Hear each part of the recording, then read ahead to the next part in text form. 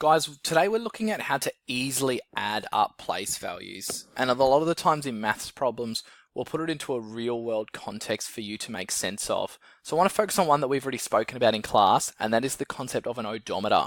If you look near the dashboard of your car, near where the petrol gauge and the speedometer is, you will see a number that tells you how far your car has traveled. So I want to imagine we're looking at a bit of an older car, it's really done some distance, and the odometer says 209,113.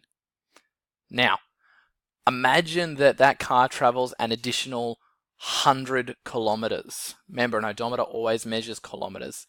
If it's traveled an additional 100 kilometers, how do you go about adding that?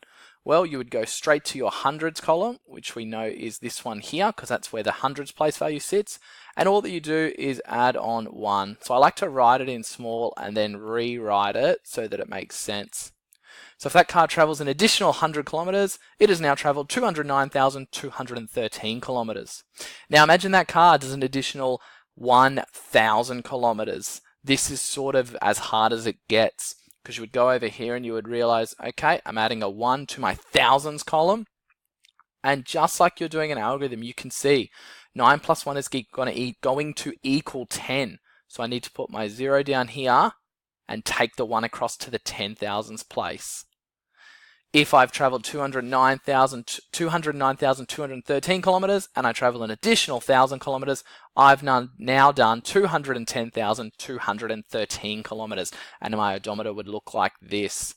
Honestly, that's as tricky as it gets. Just be super careful with your place value. Sometimes you'll be shown a number like this one and it will say, hey, add on 200,000 to that. Just be super careful with where you're putting place value, line it up and add it in.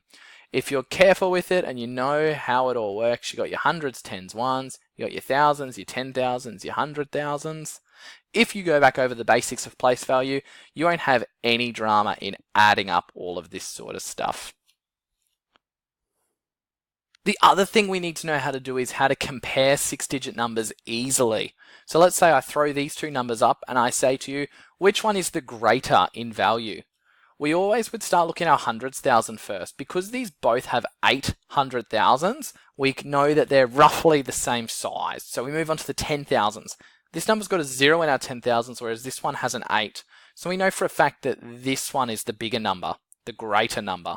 And remember, if we wanted to turn that into a number sentence, we would write 808,912, 880,103. And we've got to insert symbols. Remember, they look like these. One says less than, one says greater than, and one says equal to. Keep in mind my little trick. I always think of it as Pac-Man. And Pac-Man wants the biggest score possible, so he always eats the bigger number. So in this case, 880 is the greater number. I've got my Pac-Man symbol going that way. I know Miss Lee thinks of it like alligator jaws as well, always trying to bite the bigger number. This symbol right here says that 808,912 is less than 880,103. Go over those page numbers with those symbols because you do need to know that. We do a fair bit of comparing numbers throughout the year and you need to be able to insert those symbols and use them accurately as well.